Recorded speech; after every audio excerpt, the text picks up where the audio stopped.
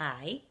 So there's a lot of questions online that you can find that say, why aren't I being hoovered? Will I get my hoover? You will find advice like, thank your lucky stars. It's a nightmare, not a dream. Don't wish for that. Be grateful that you're not getting hoovered and all that. That's all great advice. But the question remains, and the feelings are real. What do you do with those feelings? Like, why am I wanting to be hoovered? And some of you, you get to a point that you do not want to hear from your narcissist or your person or whatever. And God bless you for getting there, because it's tough.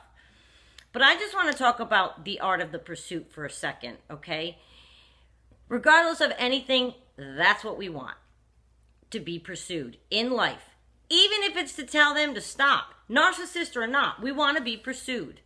Even if it's to tell them we don't want them anymore, okay? We just do. I'm not going to even try to pretend. Never going to change. With all the evolution and education that we've received, and that evolution that education has brought us, that's just primal. It's just primal to want to be pursued.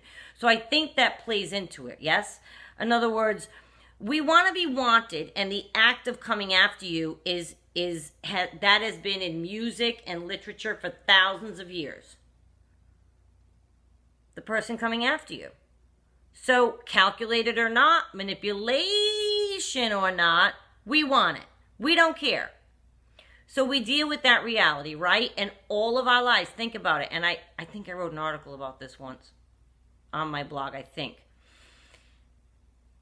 Does he call? Doesn't he call? Will he call? We grew up thinking that. If you meet somebody, is he going to call? If you're going out with somebody, is he going to call? If you get into a fight, is he going to call? When you break up, is he going to call? Is he going to call is a question that haunts us. It's pursuit. So I think that all plays into your contact with your narcissist, you going no contact with your narcissist, okay? And I think this is why you block. Now, because not even answering a hoover, if you're reading and listening, which is what I just did, I chose not to block this time. I've done that before too.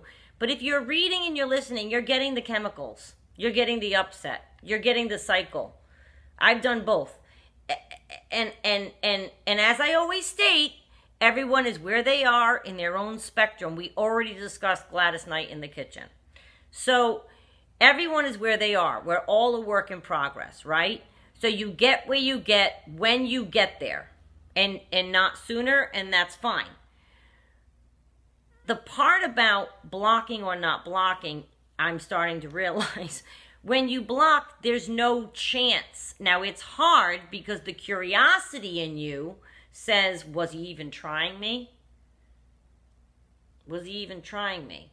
Now, they can leave you a message, and you'll find it into blocked messages, but that's all. Their number, I don't think, shows up, if I recall. They can't text you. You don't know if they're trying to text you, but they can leave. You can leave a message for somebody that blocks you, if I'm not mistaken.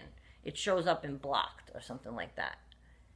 But the point is, you're not getting the rise and the fall of endorphins and cortisol, and you're trying to fight your way out of being sad that he didn't call again because he called and said, I'll call you back when he got a beep, and then now here it is 4 hours later, and so you're in the cycle again.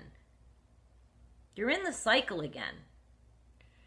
And I think when you finally go no contact, the reason all the advice states go as far as you can go with it, which there's no reason you can't block someone. I can block, it's curiosity, it's holding on to hope, giving it one more shot. Who knows what it is? There's all kinds of reasons we do that, right? Or we might be just curious about how often they're going to try to reach us, because we want to be pursued. We want to know somebody's pursuing us. It's a natural instinct. So I don't want us beating ourselves up if that's what we're thinking about our narcissist, but try to separate it out. Wait, this is part natural instinct to feel this way. It might not even be connected to the narcissist.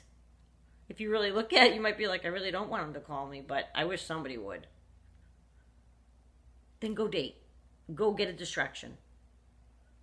I advise to be alone, but if that's what you need. But I'm saying, I just don't think that it should be shoved. That's a word I just made up, maybe? Huh, Minnie?